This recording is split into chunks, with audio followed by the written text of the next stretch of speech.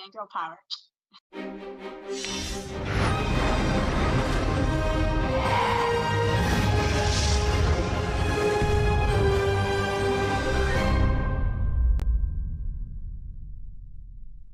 This is Outlandish Zicky Dice, and you're watching Covalent TV. Outlandish!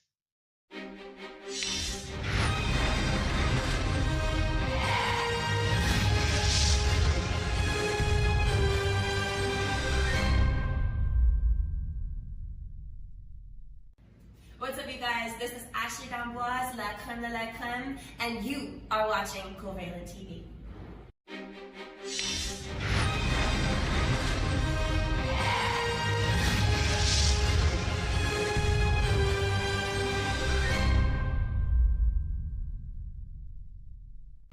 I'm Randy Luck, and you're watching Covalent TV.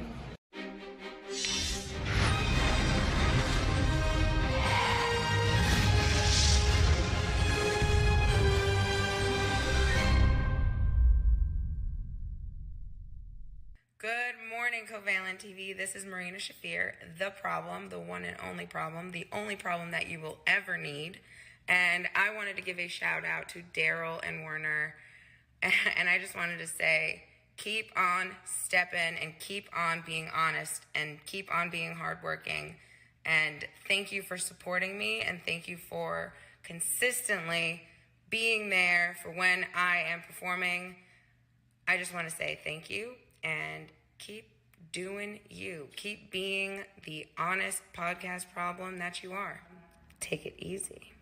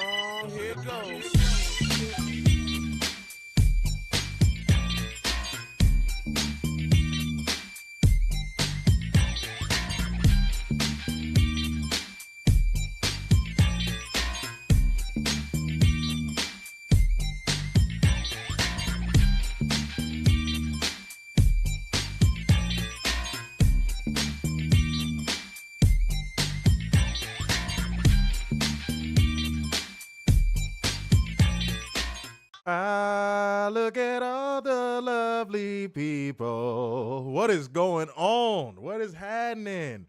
People of Covalent TV are truth seekers. We love you so much. No pause necessary because, guys, it is Wednesday, and we actually got a wrestling show that is worth a damn. So that means. Welcome to the AEW Dynamite Live Review. It's your boy, Mr. Starksign. Big dub. What is going on, beautiful people? What is happening? If you are in the house tonight, you know what to do. Straight out the gate, True Seekers roll call. Get it popping, man. Get it popping early. You are a part of an exclusive club. And if you don't even got to go to a treehouse, you ain't got to attend no meetings. You ain't got to read no doctrine. You don't got to pretend there's a spaceship behind the moon. All you got to do is come in here and talk wrestling and have good faith takes and not be a virgin. Catherine has way exceeded her truth seeker credentials. Oh man. So yeah, that's all. That's it. That's all. All right. Aliens, y'all are welcome. You know, and then anybody that wants to be a truth seeker that fits that criteria, in which case, come in here. Come on. And if you got something to get off your nipples, get it off your nipples. Okay. Go on ahead and do that. All right. And you know, we still are on a mission to steal all of Werner's mayonnaise. He will have no mayonnaise. We're gonna. I don't think there's any mayo in my house right now. We're gonna take it all from him. He's gonna have no mayonnaise. It will be called the Great Mayo Famine of 2025. Oh dear Lord. That's right. That is right. Because when you put your right foot in, oh dear Lord, you put your right foot out. And you put your right foot in, and you shirk it all about. You do the hokey pokey. You turn yourself around. I think y'all know the rest. But welcome in, y'all. Great Mayo Famine is still on schedule, though. But welcome in, y'all. Welcome in. Now, I have a very small ask of everybody in the house tonight. Oh, wait, Apollo, shouts out to you. Queuing up Don Lemon. And Ron Lime. Does Don Lemon have on a fucking cape? Yes, he does. He's getting in shape for the fucking Superman movie.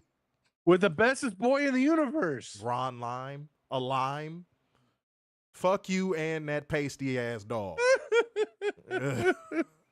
God damn. That's why we taking all your mayonnaise. See, you shouldn't have said nothing.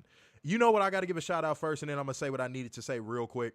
Shouts out to y'all getting this over 25 likes almost immediately. There we go. We are sitting at 27 likes, and we are not even 10 minutes into this review. You understand? I love that right there.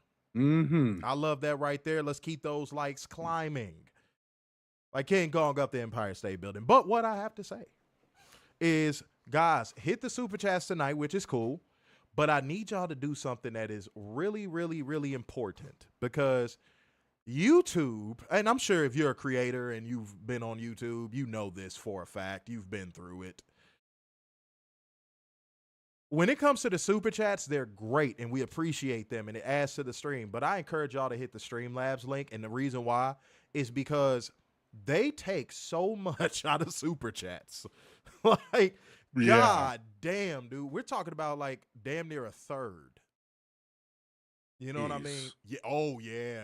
So, yeah, I sound like yikes. So, yeah, if like fucking it's $100, you can imagine how much money is taken off. Ooh.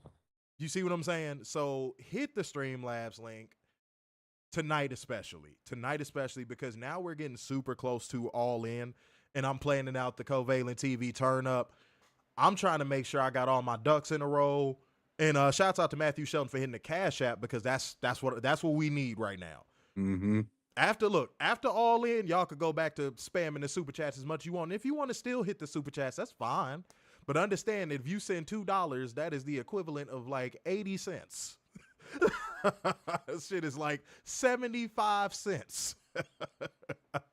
So, yeah, man. And I don't want y'all money to go to waste. And especially I don't want it to go to a gigantic platform like YouTube, who doesn't need it because they make enough money off of advertising dollars. So, yeah, please send it through to the Streamlabs link or the Cash App. Streamlabs takes something too, but it's not as much.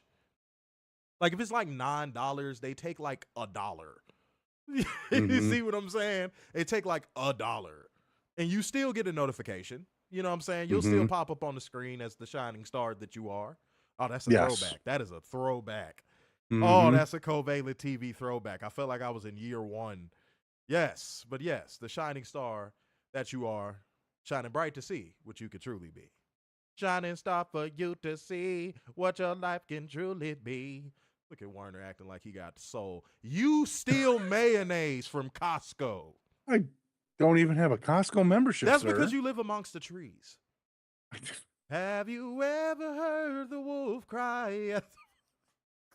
One fucking tree. Just one 16 tree. 16 of them, Warner. And they There's all one. surround your window. It's one tree in front of Warner my wakes window. up every morning, standing here looking out my window. One fucking tree. That's it. Oh, God damn. Okay. Warner, your life is a comedy, and we are going to get that script made. It is going to be good, and we are going to sell it to Hollywood. Okay? We are going to sell it to Hollywood. Hollywood even going to be around in the next 5 years? And Elton John is going to play you in the movie. Will Elton John be alive in the next 5 years? It's going to be called Benny and the Mayo. That's what it's going to be called, sir. All right? Shouts out to the people with the Costco memberships. Costco is clutch. Only can you go to Costco, get your tire changed. Yeah. Get fruit snacks in bulk and a TV, all for $30. Like, how did you walk out of there with all that for $30? I don't know. That is the magic of Costco. $1.50 hot dog and a Coke? Come on. The Coke and where you come from means a whole different thing, sir. Oh, gee. We don't. You know, I had a conversation about this last night You don't get Coke in the rural areas of Michigan. It's only in the big cities. Warner, you're like a liar. Detroit. You're a liar. You're see, god damn it. Okay, we got a show to do, but I hate when Werner does this. It really annoys me. We can talk about this off air. Werner, you live in Michigan. God damn it. Dude, drugs are everywhere. Like, what are you talking about? I'm not saying you can't get it. It's just harder to get. Werner, you could sell bussy out the back of a Culver's in Michigan and no one would blink twice. Well, look, it's something that you care about deeply. You protect the bussy community by any means necessary. They call you Mayo X. That's what you wanted to laugh, bitch. You wanted to laugh at Mayo X. Mayo X got you. It's okay. It's okay to admit it. But guys, we still got a show to do before Werner loses all of his I don't know. Well, he can't lose all of his whiteness. That's impossible. But guys, we got to bring you beautiful people the news. Hold one special, accountable, and bring you facts, data, statistics. Yo, seeing shit typed out is still mad funny to me. Catherine Wood put Mayo X in the comment section. See, Werner, I didn't even do it that time, sir. All right, but go ahead, man. Let's get this shit popping. Let's get into 10 News. Mayo. Will Ospreay decided to choose violence with the drones this morning. Yes, he did. And I love it. I loved every second of it. I loved and they're still butthurt about it. But Will said, and I quote, "We smoke WWE in every field of wrestling. Like, we're just better. I respect every single one of them there. They all know that what they're doing. They're doing a great job. They understand they're getting people on their feet, but we're so much better at the wrestling company than them." And you know what I found myself saying when I saw this come through the pipelines, ladies and gentlemen? Guys, I grabbed my flashlight. I grabbed my keys. I grabbed everything that I would need for survival to help me go out into the wilderness, look around, search, and find the fucking lie. Where was the lie? Yeah. Where was the lie? Drones, where was the lie? I sent out a search party for the damn lie. I had the Lord is my shepherd. I had German shepherds look for the lie. German shepherd's not the bestest boy in the universe. You know what? Fuck that bitch ass dog. That's why he was getting his ass kicked in the trailer.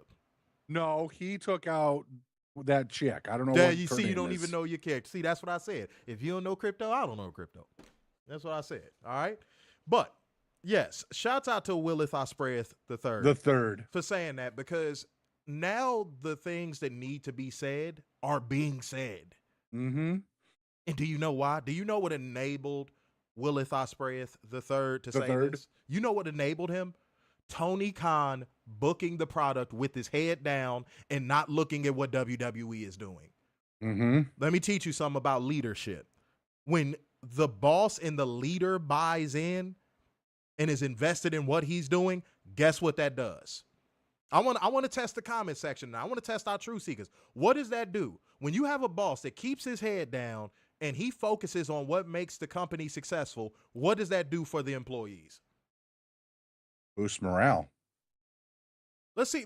No, Werner, that's a good one. But I want to see what everybody says. I want to see this because I want to see how many people know what it takes to be a real leader in this world. There it is. Apollo got it straight away. It trickles down. And yes, Marlo, that's if trickle down is 1A, complete buy-in is 1B. It trickles down and then a buy-in happens. Everybody goes, this is somebody who is going to lead this company into the future. And not just the next 10 years.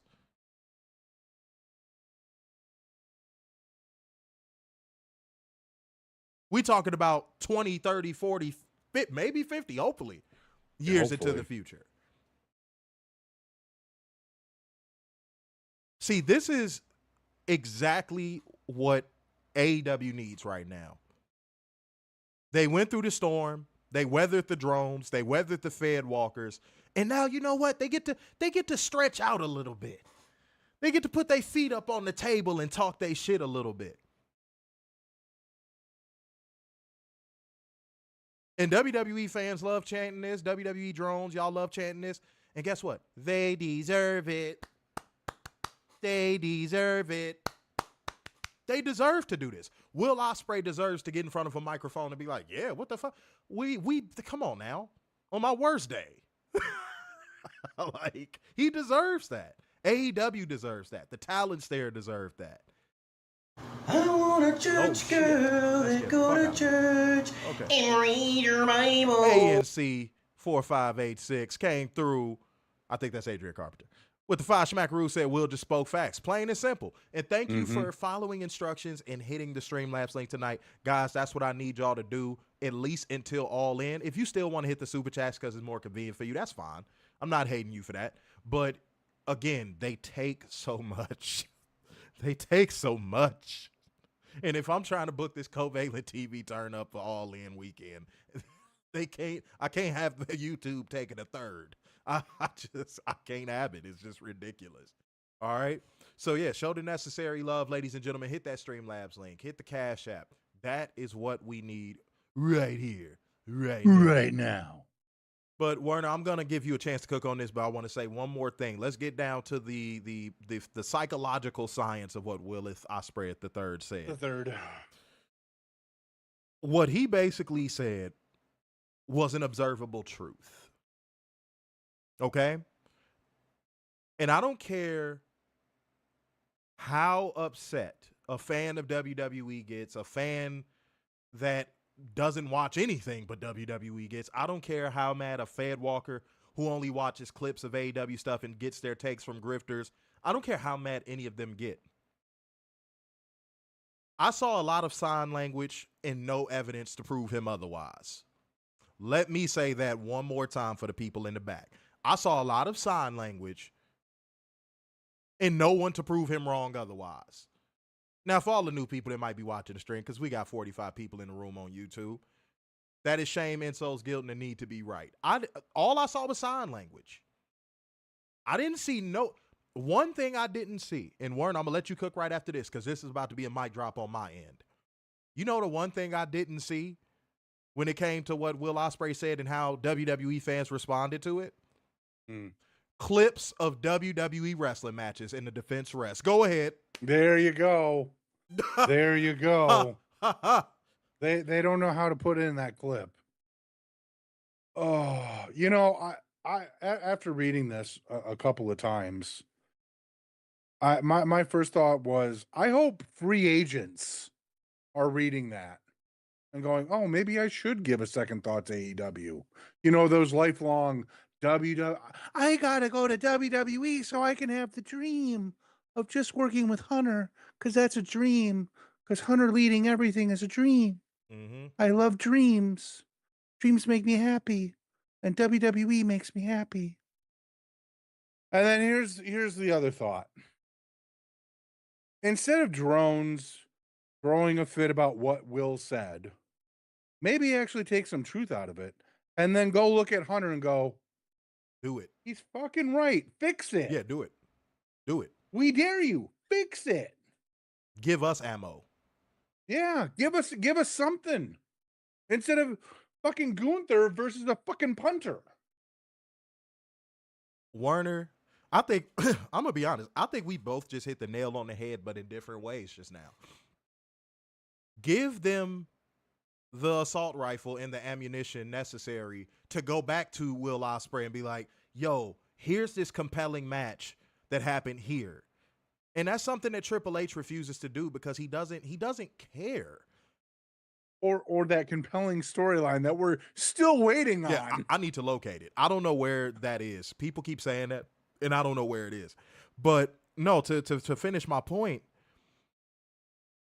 I want to have two great products. See, I'm in the minority because a lot of WWE fans don't want AEW to succeed. They just want WWE to become better. And here's the biggest problem with the dynamic in that specific scenario. They already think it's better. They've already trained their minds to believe it's a better product. And ladies and gentlemen, you can probably guess what I'm finna say next. It's not. It's not. Look up my nose. It's not. It's not. You prove it. WWE, prove it. Prove it. Not the fans. You prove it. Mm-hmm. You prove it. We would love nothing more than to review great shows from both companies, major United States companies, every week. We would love nothing more. Make us eat crow. Prove us wrong. But right now, y'all couldn't even make us eat Sheryl Crow. No. Shit. I mean, damn. Where was the lie? And that was something I wanted to touch on real fast. And I'm glad you brought it up because I did forget. See, now that's a scenario where I actually forgot. Some of y'all be bringing up stuff that y'all know we gonna bring up. You know? But, hey, Warner, pack up whoever Luther Bullock is over on Facebook. Go ahead and get him out of here. Yeah, I got it. Yeah. Boy, I swear, y'all suspected white supremacists. Y'all really got an obsession with George Floyd. Boy, y'all got that big dick envy, don't y'all? Y'all really, something really wrong with y'all. You know, it don't bother me because that's all y'all got, man. And what you gonna do, start spamming the N-word? Ooh, I'm so scared, homie. Oh God, dude, you're ruining my day. Are you mad because those birth rates are low? Are you mad that you know your daughter's out there bouncing on Soul Pole? Is that what it is? You'll be all right. You'll be all right, brother. You'll be okay. All right? Done. Look at that. Yeah. Get him out of here. Get him out of here. All right. Back to what we were talking about, ladies and gentlemen. But it is, though. Apollo is like, God damn, dude. This weird obsession with, like, George Floyd and black people's genitals and, like, just weird. Just really weird stuff. Yeah? And they think it works, and it just doesn't. Strange. Very strange people. But, Kenny said it best, WrestleMania main event in the future will be Logan Paul versus Mr. Beast. So that was what I saw come out this morning as well. And I was like, again, where is the lie? Where is he wrong? Where's he wrong? And I'm going to bring this up. This wasn't even my drone accountability, by the way. I'm going to bring this up. I had to screenshot it the moment I saw it because I said, herein lies the problem with WWE fans currently. Y'all are going to cringe simultaneously. It's going to be pretty bad. I'm just going to let you know. I'm just going to let you know right now. Is that on Facebook? God damn it. I might have to paraphrase, guys. I ain't trying to be scrambling, trying to find this shit. I'm not going to lie to you. Bet. Yeah, I can't find it. So basically, this person said, unironically, might I add, oh, so basically Kenny's saying they're going to have the highest rated WrestleMania main event then? And I was like, are you serious? That's what you gathered from that? That was the takeaway? That was the takeaway. Why do you care? Fuck ratings, fuck it. Why do you care? Mm-hmm. Like that obsession that WWE has conditioned their audience to have, it just, I don't think we'll ever see anything like it again, Warner. I really just don't think we'll ever see anything like it again. No. I sincerely believe we will never see anything like this again. Like when all these drones have to fuck off because AEW has been around for like 20 years at that point, when all these drones have to find something new to shit on and they can't find anything, they're going to look back on a lot of this stuff and be like, damn, that was kind of pathetic. Yeah. Like, that's how I feel about them right now. Or I feel like that about them already. I said that on the last stream about WWE fans. I feel that way about them already. They are the most pathetic bunch in professional wrestling.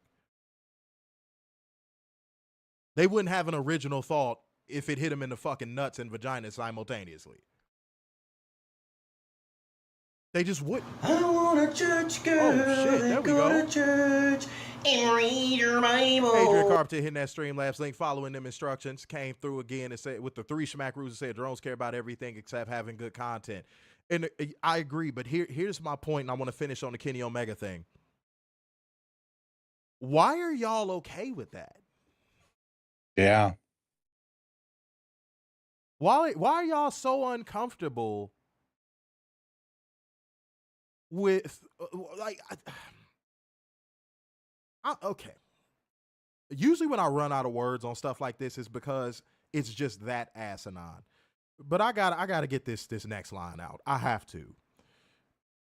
If WWE fans had an opportunity, like there was a magic genie that said, WWE fans, all of you worldwide, I can make the product as good and as mainstream and as popular and as cohesive and as dope as a combination of the Ruthless Aggression era and the Attitude era combined. All you have to do is stop talking about AEW. Guess what they gonna do? They gonna tell that genie, ratings and attendance, and close the lid. And they gonna close the fucking lid. Record revenue. And they gonna close the fucking lid. I don't think 4%, but it's still records. I'm starting to believe even that they want a better product thing. And I know I just said that a second ago. I'm starting to believe that they don't even want that. They just want a little brother to bully. And they're noticing that AEW is slowly but surely working their way out of that little brother status. And they're like, no. Oh, no. Why? Like Warner just said a second ago, and like I've been saying for the past few months, why don't you just take that energy, bottle it up, go Super Saiyan, run over to WWE and go, hey, give us a better fucking product. Stop projecting this madness and these insecurities onto a promotion that's actually doing it the right way.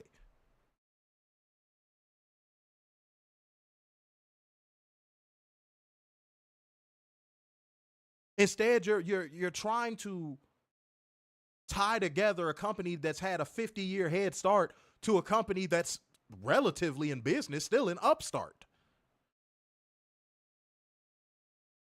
You can argue that they may be shedded upstart status once they got that new TV deal, but like in a business sense, they're still an upstart. I don't think you're no longer an upstart until you're 10 years in. Once you're 10 years in, you're no longer an upstart. You're a full-fledged entity.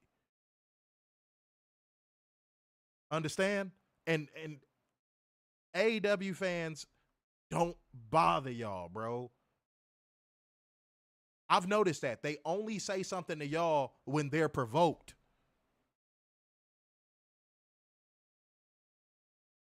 Take that energy, transfer it elsewhere, fuck off.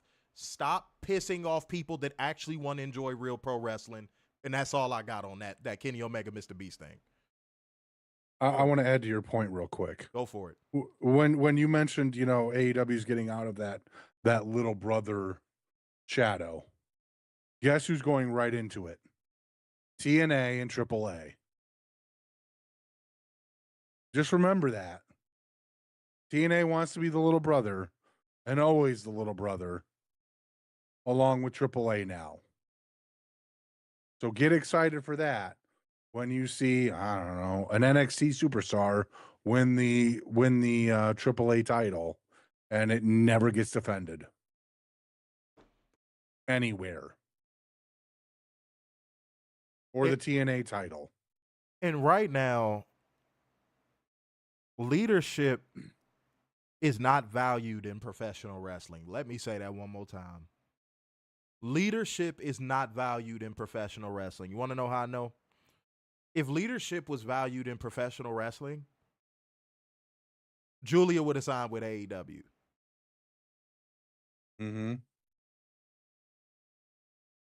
Stephanie would be in AEW.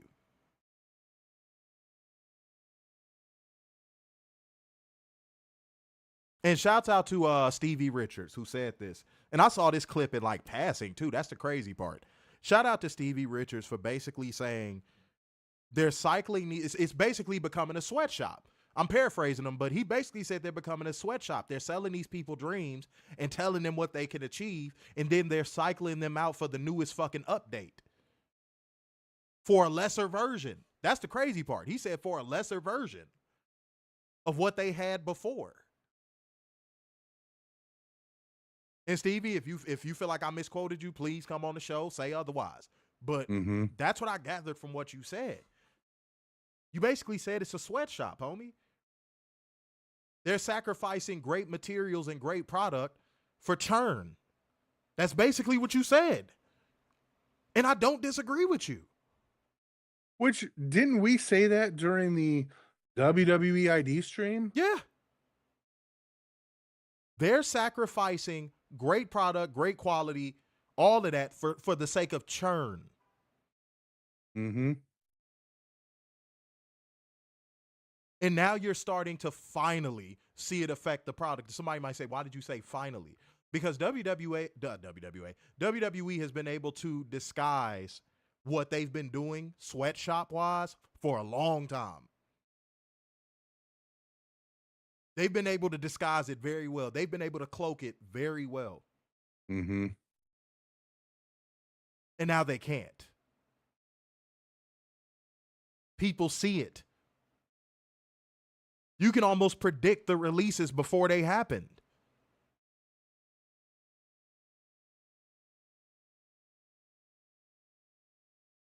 Hell, WWE, when they walking around getting ready to release people, they might as well play the goddamn purge siren. And do you know why I say that? And I think Stevie Richards in that same clip brought this up too. You got these people that aren't even 26, 27 years old. And you're killing their dream. They don't know how to navigate the indie scene. They don't know how to navigate getting bookings. They don't know how to navigate anything. And WWE is just tossing them into the wilderness with a meat vest on. And no one's talking about it. No one's talking about it. Not a soul is talking about it. That's why I applaud Stevie Richards for saying that, because no one is talking about it.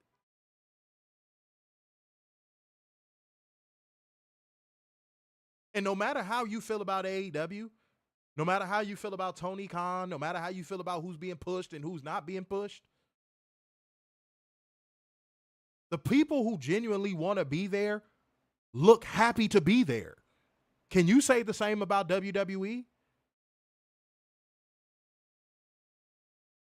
I don't give a fuck how you feel about who's being pushed and who isn't. I don't give a fuck. I'm not a fanboy. I'm not here to argue fanboyism.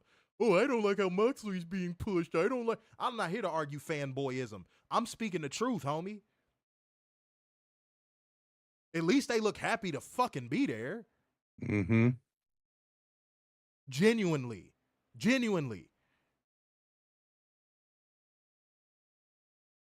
Who looks like that in WWE right now? Everybody who walks out of that curtain in WWE looks like, oh.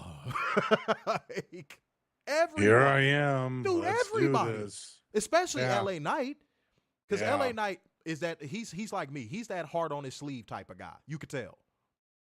Especially LA Knight.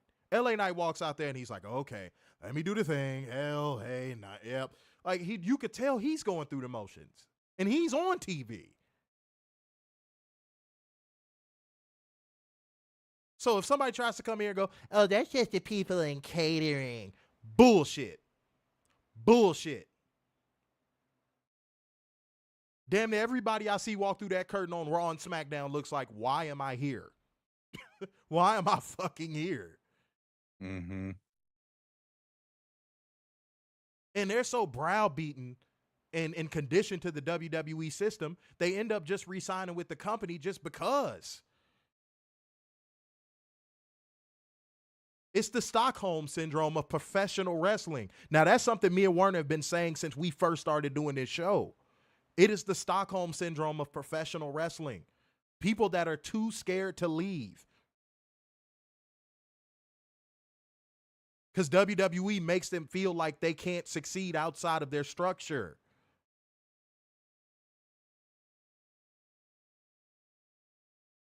But now wrestlers that are outside of WWE, there's no excuse. You've seen a few people buck the system and have success outside of the company while making similar or the same money that they made in WWE. Why would you go there? Fuck a dream. I was talking to, I think, one of our viewers, Matthew Sheldon, on the phone. I said, imagine this. You get offered a mansion, 6 bedrooms, 4 bathrooms, basketball court, pool in the backyard, garage, fully furnished, all that stuff. You got everything. And this person is like, and person walking you through is like, you get all of this for free. All you need to do is just give me a commitment. You can have all this for free. And that's like looking at that person in the eyes and going, yeah, this is nice. But what about that shack down the street, though? That's WWE. Mm-hmm. What about that shack? It's something intriguing about that wooden shack down the street. Why?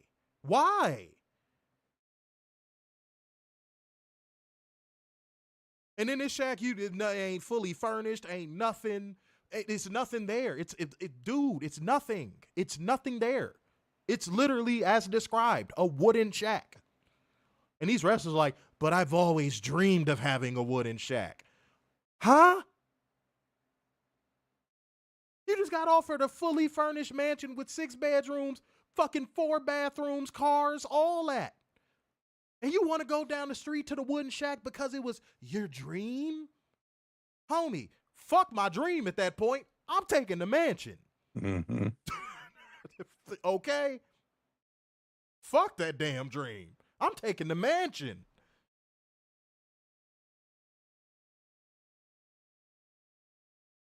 Y'all got to get this work tonight, man.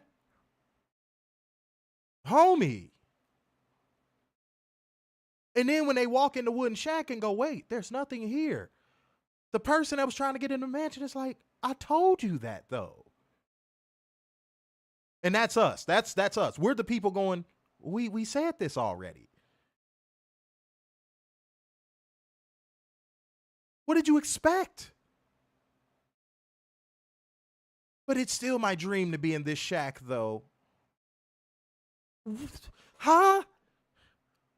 Care? Excuse me?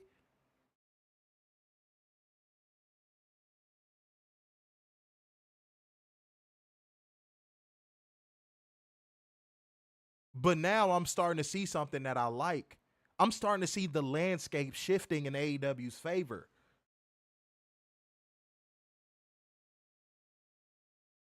I wanted to bring this up, and then we can go to drone accountability. This is not a cue to start dropping all the fucking echo chamber podcasts y'all watch when y'all not watching us. Nor is it the cue to bring up all the people that do the fake bootleg version of what we do, but they really WWE drones behind the scenes. It's not a cue to bring them up. When I saw that Wrestle Talk was going to stop covering AEW on their podcast and all that stuff, I said, gee, surprise to fucking prize. And why did I say that? Because the grift of the anti-AEW shit, guess what? It's over. It's done. It's cooked. It's finito. It's over with. Y'all ain't got that bullet in the chamber no more. Because AEW, no pun intended, AEW is starting to control their own narrative, which is something we told Tony Khan to do after 2023. We said that first thing 2024. We said that first thing 2024. Tony Khan needs to get in the business of controlling his own narrative. Control who reports on you. Control who gets interviews. Start dictating. And now guess what? Tony Khan is. And now what? AEW is thriving and succeeding.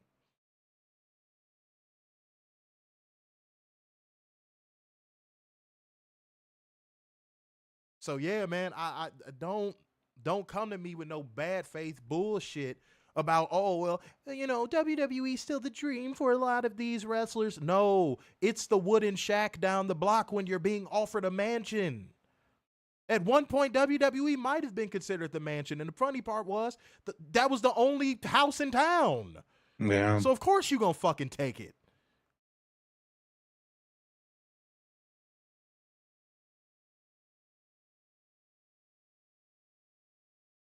Good God. I'm sorry, man. Like, I just cannot deal with these people that continue to do this bad faith grifting. Because it's over. It's done. Y'all, what's there to grift off of anymore? But go ahead, Warren. You was finna say something, man. No, I don't know what else they could do. I'm surprised they're doing it now. I thought they would have done it when MJF called him out a couple of years ago or a year ago. I'm glad that Tony's finally, controlling the narrative. He should have been doing that since day one. Obviously, get a little excited. You started a new company. Everyone's all excited and jazzed. So you want to get as much people in. Mm-hmm. But that backfired badly. And you learn. And you learn. And now he's learned. And now he's course correcting. And it's been a phenomenal 18 months. Mm-hmm. If or longer. Oh. Yeah, if you want to, wait, Warren, I'm gonna add to your point. If you want to notice a fan base that's not complaining, guess what fan base is not complaining? Yeah, AEW. They don't have to complain about the product they're watching. No. So just to add to your point, finish out what you're saying, bro. No. I that's a great way. I just think that, we have the opportunity to keep this moving forward, and hopefully at Double or Nothing, that room after the pay-per-view looks 180 degrees differently. Yeah, because I ain't gonna lie. If all is well and I get approved, I'm gonna be in there. But yeah, man, it needs to be some change. It needs to be some change, and Tony Khan has went out of his way to make the changes, but WWE has not. Mm-hmm. Harsh truth, but the truth. Truth is still in there. Yep. just keep the interviewers that want to have a gimmick out of there. Oh God damn it. Yeah. Oh. Get all the gimmick interviewers out of there. Oh, dude, pack them so far up. And it's more than one before you got this, again, not a free open door to go, oh my God, you mentioned. No, don't. And don't know we're packing you up. You know who they are. Mm-hmm. That's the thing. You know who they are. Stop letting them in. Seriously. Where's your Waffle House order? Mm-hmm. Fuck off. Goodness gracious me. Okay. All right, I'm going to read a few comments. Wait, no, because we got to speed up the show. Guys, people that we wish we could take a metal object. I'm not going to say what it is because I don't want YouTube's algorithm to feel like we're being homicidal. Or genocidal. I don't want to be suicidal. But no. Rest in peace, Sabu. Still miss you, brother. Yes. He would have laughed at that, by the way. Yeah, he probably would have. He would have laughed at that. But, yeah. Guys, you want to hurl a flying metal object at them as fast as you possibly can. Whatever that metal object is, it's completely up to you. But guys, we all know what portion of the show is coming up. Go ahead and drop that bang thing in the comment section. But even if you decide you are not going to because you hate us here at Covalent TV, I'm going to tell you little punk ass anyway. It's time for us to hold one special accountable. It is time for drone accountability. Let go.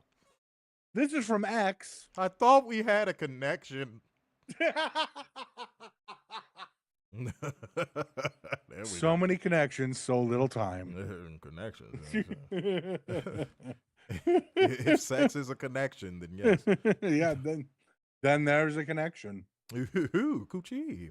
All right, go ahead. All right, for context, Wrestling Mark tweeted out how many minutes of the show were wrestling, kind of like what Mo does for us every week. Appreciate it. Yeah, which we appreciate. So Mo, if you're in here, we appreciate you.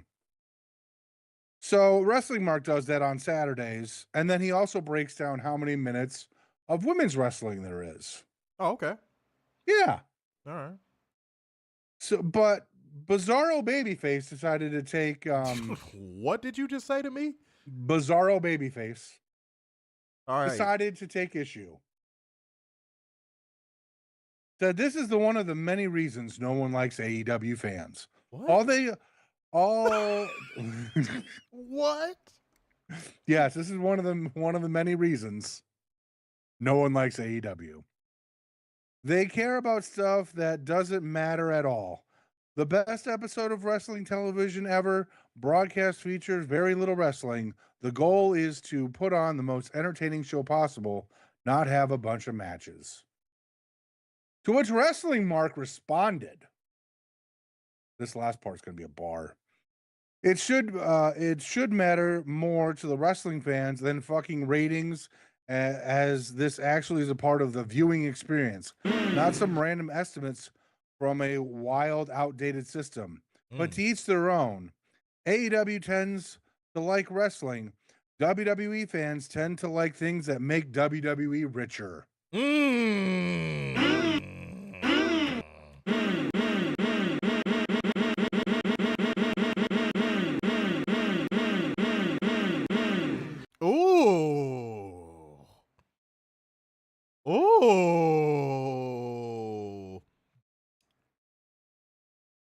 Ouch, Key Bibble.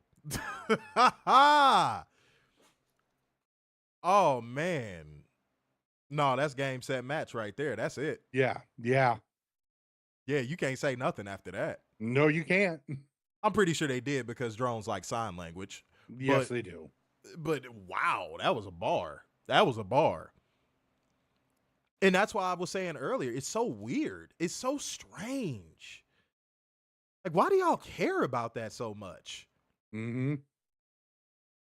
And you had to catch that verbal big boot to the jaw because you wanted to act fucking stupid.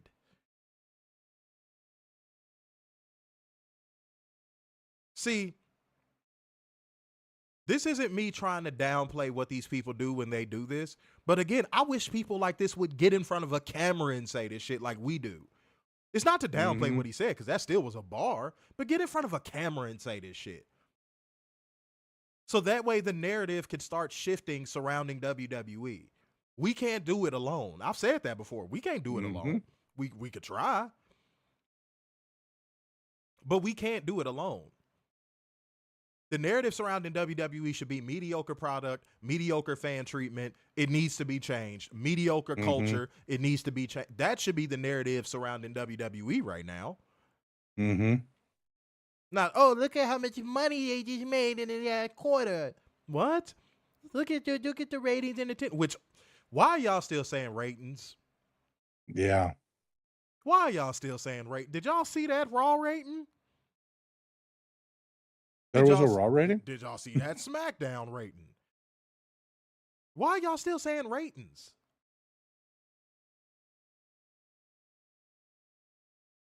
I think if AEW had been around for 50 years, they'd be doing a lot better than goddamn under 3 million people worldwide watching their product on Netflix.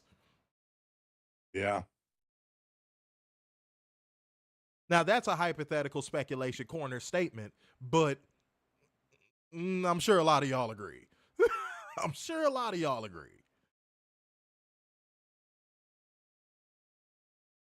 Like, come on, man. But yeah, guys, get in front of a camera and say this stuff. If you feel like you're too ugly to get in front of a camera, I don't know, put up an AI avatar or some shit. I don't know.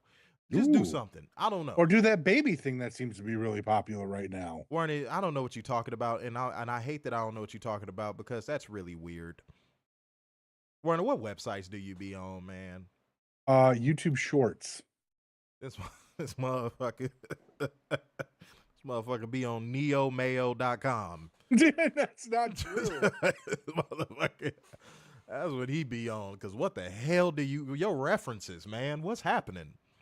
You know, just like There's that just baby. AI babies, and they're taking speeches from like Trump or Joe Rogan or Theo Vaughn or whoever and just making him a baby and thinking it's cute or funny. All right, guys. So we got a show to do. The Warner's algorithm is forever cursed. Yes, we've known that. By 13 we've known that Ghost. for years. Cause wow. Okay, all right. Good for you, Warner. Good for you, man. Now it is time for me to hold one special accountable. Now this is gonna be the first ever hybrid drone accountability and what we not gonna do, tied all in one, ladies and gentlemen.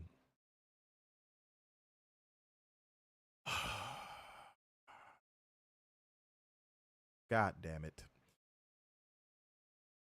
Okay,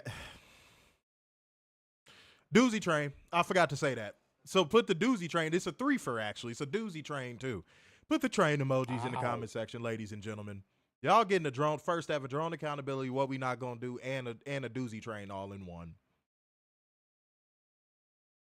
What we not gonna do, Mr. A Night at the Roxbury Sideburns Lexus King. This is what we not gonna do. This is just what we not gonna do. This is just what we not gonna do, sir. So right before Dynamite went on the air,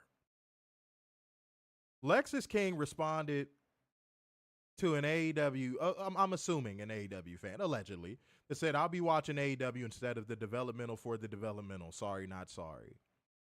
To which Lexus King replied, so you'll be watching the developmental for the developmental for the developmental? No worries. I'll be busy developing while you're watching others develop.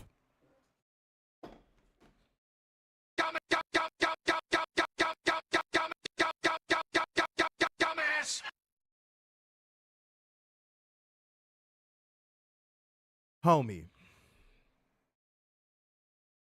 I'm pretty sure you were 2 names away on the cut list from being cut. Seriously. What is going on over there? And second of all, Brian Pillman Jr., sir, the same company that gave you a platform for you even to get to the developmental of the developmental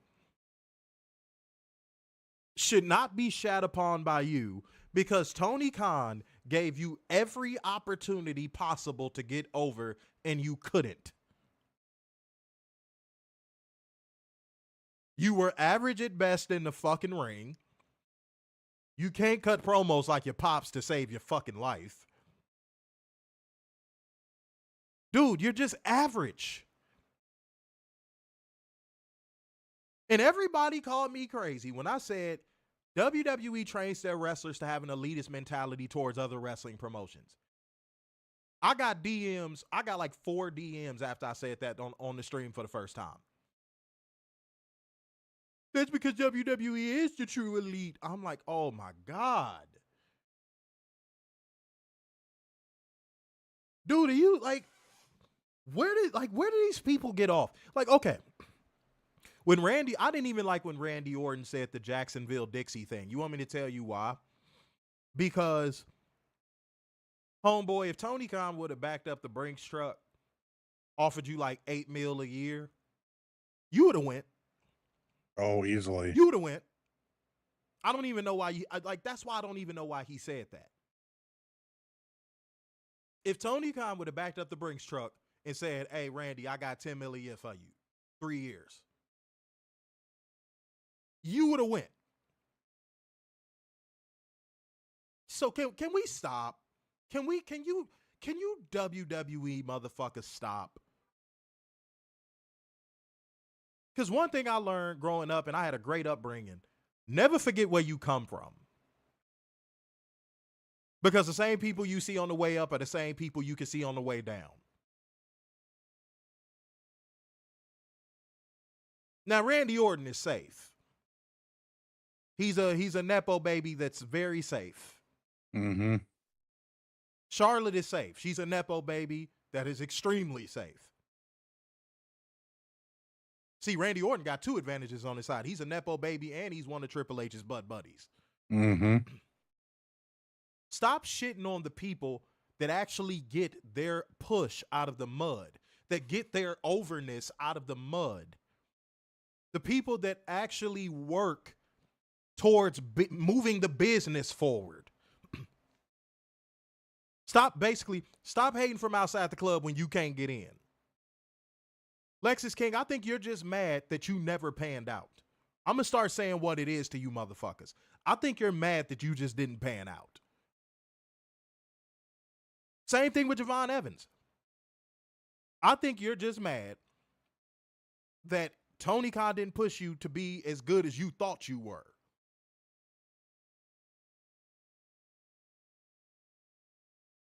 So now you went into WWE. They offered you a little bit of scraps to come there. And now all of a sudden you're above it all. Oh, you're so above it all. And some people might say, oh, maybe he was being cynical. Maybe he was being sarcastic. No, he wasn't. No, he wasn't. Just like Javon Evans wasn't. Because that was the first thing Drones ran out there and tried to say about the Javon Evans thing. Oh no, he wasn't being serious. They're just going back and forth. It's joking. No, and when once that tweet came down, I was like, exactly.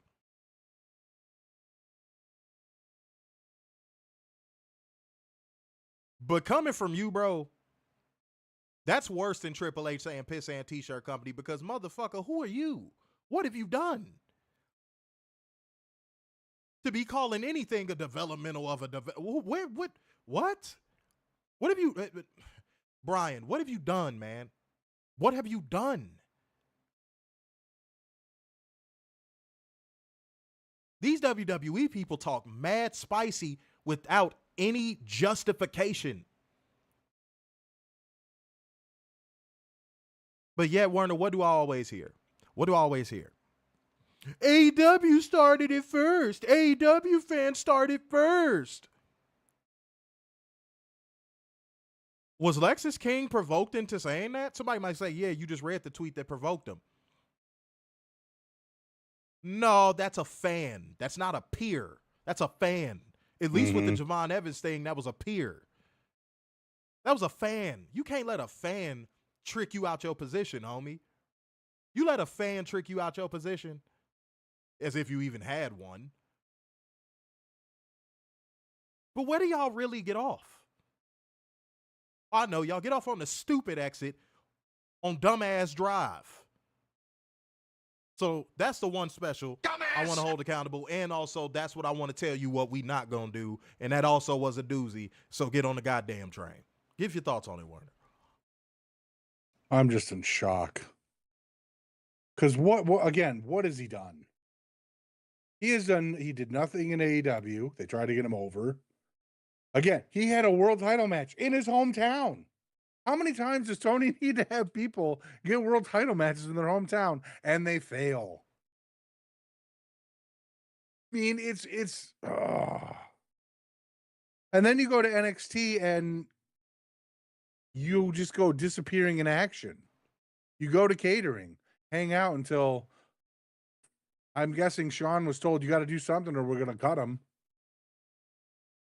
And Sean's probably like, well, I better figure out what I have in him. Like, what is this shit? Like, shut up. You haven't done anything. Keep your head down. Try to make something of yourself, which I'm going to be honest, you're not anything near your dad or your uncles or whatever you want to call, Steve. I just don't. And Warner, I love Shotzi as a person. I do. Mm-hmm. And I think, and I've always came on the show and said, I think Shotzi has potential. I've always said that. I have. Yeah. But Shotzi did that bridge burning thing at one point.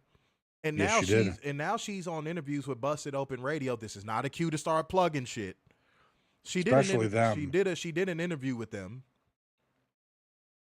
And she sounded so demoralized when she got asked about the WWE backstage environment and what it's like to be released and all that old stuff. Dude, go watch that. Now, I'm going to actually encourage people to go watch that clip. Other than that, I'm not giving them no free promo, but go watch that clip. Look at how demoralized she becomes just even talking about it. You see her kind of sigh and go like, yeah, so, like when you're pitching things, when you're used on TV and you're utilized, oh my God, it's the dream. See, they all use that lingo. Oh, it's a dream. Oh, it's so great. But then when they just discard you and you're pitching ideas and you're trying to get on TV and you're sitting back and catering, it's boring. It's demoralizing. That's what it is. It's an inferiority complex. At least with the people in NXT, it's an inferiority complex. You weren't good enough to make it somewhere where you had control over your own destiny. So now you're going to shit on that place because now you're in a place with this, and I use this term very loosely, structure. So now you think you hot shit. And it was a wrestler that said that. It was a wrestler that said AEW is the place to go if you're a creative person because you're basically in charge of your own creative. Mm-hmm. You're basically in charge of getting yourself over, which is what wrestling should be.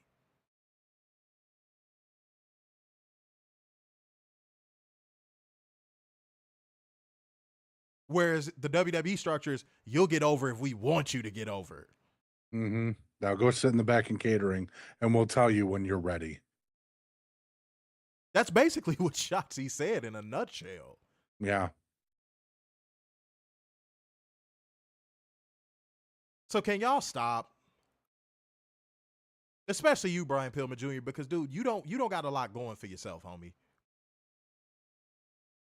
You walking around looking like Doug and Steve Butabi and shit, sitting here talking. Come on, homie. You look like an 80s Coke dealer. You look like a Scarface extra. Should I keep it going? Like, homie, you don't got a lot going for you, brother. Just chill.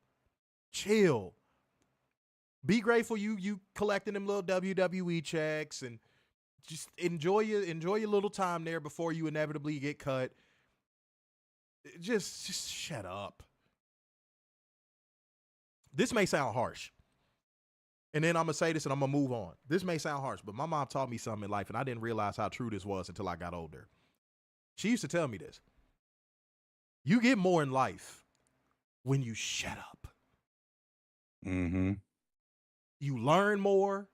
You achieve more. Like, you just get more out of everything you do when you shut up. Just shut up. Only speak up when necessary. But until then, shut up. Because you never know who's watching you. You never know what bridges you might burn. Just be quiet. Respectfully. All right, y'all. Let's read a few comments and then we're going to light the fuse and bring the boom. Real quick, while we've been doing the show, CM Punk went live on Instagram. Okay, and? Someone asked him if he hated Saudi Arabia. And Punk said, on a quote, "I've never been to Saudi, and I don't hate coming to Saudi Arabia." Oh, my God. Oh, my God. Bruh. No. Mr. Mayhem, and if you in here, bro, that should be it. That should be it. That should be the battle line drawn, homie. That should be it. And y'all wonder why we call him CM Hypocrite. Now I'm going to start calling him CM Compromised.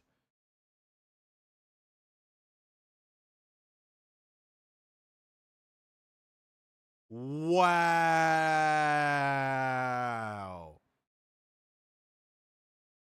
And another thing that I said on this show where people acted like I was crazy for saying it.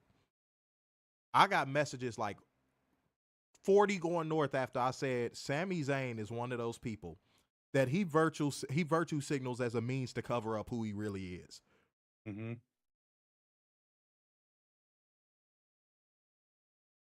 And when he did that WrestleMania roast and he even said, I don't think I should be here. People are going to be like, oh, I'm this and that. I was like, dude, I knew it, but I knew it though. People who virtue signal as heavy as like Sami Zayn does and Kevin Owens does, and like how CM Punk was doing in AEW, it's fake. Never take the word of those people.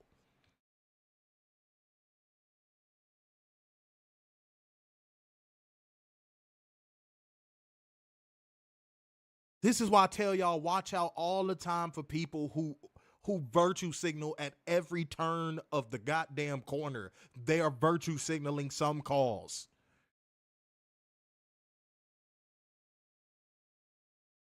Y'all think I be on this microphone just talking just to talk? Stop supporting these people. Mr. Mayhem, again, if you are in here, if you watching this on playback, you should, after hearing what Werner just said, you should be done. Mm-hmm.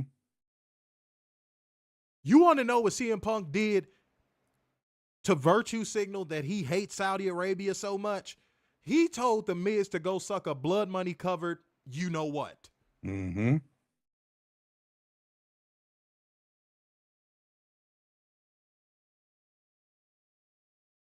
He really said that? Yep. You want me to send it to you? Please. Okay. Because there's been a lot of fake ass shit flying around recently. But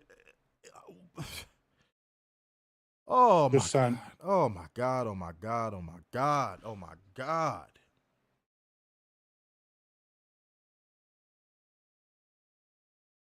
That is diabolical fucking work. That is diabolical work.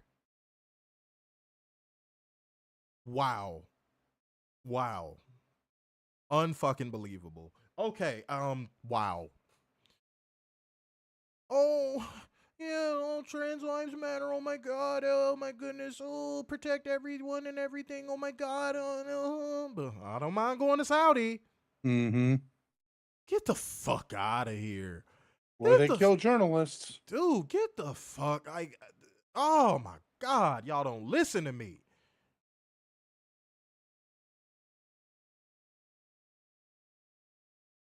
Hey, Fuego, I said that a while ago. I said Jack Perry did AEW a favor. Mm-hmm. All right, let me read a couple comments, man. Let me read a couple. That just blew me. And by the way, y'all slowed down tonight heavy. Outside of Adrian Carpenter hitting the Streamlabs link, man, like gang, comment gang, share gang, and donation gang. Hit the Streamlabs link. Hit the Cash App. Again, you can hit the Super Chats. Don't recommend it, but hit them. You know what I'm saying? Show the necessary love to all of the platforms we use for y'all to support the show. All right, let me read a few comments. And hey, man, I think I said this before, but I'm going to say it again. I owe you an apology. Mm-hmm. We thought that you were being the virtue signaling asshole towards CM Punk at first. Yeah. We both did. Yep. I will never apologize for roasting you for coming out with them butterfly jeans on. I will never. No. Homie. But no, I'm man enough to apologize because we thought it was you. Yep. We thought it was the Bucks. So yeah, to anyone that we shat on in favor of that fucking compromised hypocrite, apologies. Our apologies. Because what the hell? God. Said Bobby Fish got a lot of shit for talking a lot of truth, by the way. Yeah, but here's the thing, man. The truth is unpopular. If the truth was popular, we'd have way more viewers. That's true. If the truth was popular, we'd have 1,000 times the viewers we have. See, the reason why all these other podcasts get views, it's because they'll do a shitty version of what we do, and they'll do like that little, like, not full, like going full criticism, like full critic on them. They'll be like, yeah, but you know, John Cena is a good promo, so it's not his fault. John Cena is a good promo. Like they'll stop just short of being full critics. So that's why people watch them more, is because they coddle it, they pamper it, they sugarcoat. We don't do that. We don't sugarcoat the truth. Yeah, this promo between John Cena and Cody was really bad. But you know what? Cody's typically a good promo and John's typically a good promo. So, I can chalk this one up. John Cena should win 18 world titles. R-Truth should take it off of him at Saturday night's main event. They stop full, like, just, I mean, dude, if here's the wall of like full critic, I'm sorry, here's the wall of full critic, they stop like right here. Mm-hmm. Like they stop just short. We don't hit the we don't hit the brakes right before we go crashing through the wall. Yeah. We see what we got. I'm gonna read a few more. Said that Burger King donkey Eddie Kingston said it first, then Hangman, but Hangman really showed it all. Yeah, Hangman being a person that genuinely cares about AEW brought the worst out of CM Punk because CM Punk's a fucking compromised hypocrite. Yep. And again, in hindsight, I see that now. It's like when somebody that is really like that, like a gangster, like somebody's really like that, and then there's somebody who walks in the room and they think they like that, and that gangster, and being around that real gangster brings the bitch out of that fake gangster. That's what Hangman did to CM Punk in hindsight. Let me see what we got. I'm gonna read a few more comments. Said the same words you said. That's what Taker said. His retirement speech too. Those you see when you go up or the way you see on the ones you see on the way down too. It's called respect. Yeah, man, it is. So I don't even know where Lexus King got off. That shit was weird. Mm-hmm. Said yeah. Michael Latina brought up your point. Brian couldn't even get cheered in his hometown in AEW for a world title match. Wasn't it against Kenny Omega? No, it was against Mox.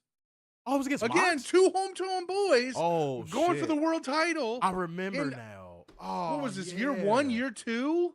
I remember now. I think it was right before the shutdown. It was. I forgot all about that. Right before they did the whole tag team with Griff Garrison and Julia. Fuego said, owning a Blockbuster store used to be someone's dream. Facts. Yeah, man. Still a dream. We could bring it back. Oh, I loved it. I want it to be the dream. I need that wooden shack down the block instead of this mansion. All right, let me see what we got. I got to go to more recent comments. Said couldn't get cheered doing face work versus MJF with his mama at ringside. Facts. That's true. And sister. Richard Lefleur said, I hope Eddie Fatburger Kingston never comes back. Oh, I want him to be healthy, but I don't want him to come back either. Right. He's a part of that crowd of wrestlers that AEW does not need him anymore. Right. Like AEW has passed Eddie Kingston by, and I stand on that. So he can probably, some snitch will probably clip this and send this to him, and he's probably gonna rant on us or some shit. I don't give a fuck. Let me see. Still not going to change the fact. Yeah. Like AEW does not need Eddie Kingston. If you're an Eddie Kingston fan and you heard me say that and that just pissed you off, just tough titty. I don't care. Yeah. They don't need him. Said Brian Pillman Jr. was Julia Hart's Janetti on the Varsity Club. Oh my God. Bang, bang, bang. Oh man. A towel. That's what he was. A towel. That's what he was. Is he still with the company? Ooh, let me look. Damn. Okay, well, shit. I mean, if he's still with the company, holy crap. Talk about longevity, motherfucker. Right? But no, like gang, comment gang, share gang, donation gang, show up and show out because we are about to light the fuse and bring the boom. Dynamite. Dynamite. Dynamite. All right, let me see what we got. Cool. All right. So, my beautiful city of Chicago. Well, it's not really Chicago in that case because it's Hoffman Estates, Illinois. Mm-hmm. But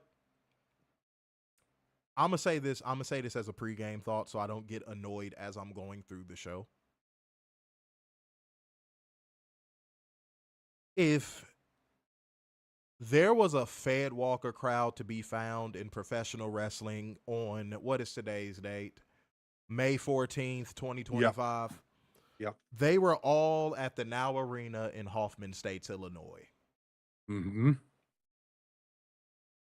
It was so many Fed Walkers in that building that moments on this show where there should have been huge pops, there were none, because almost everyone in that crowd was waiting for, oh, so is that me? What?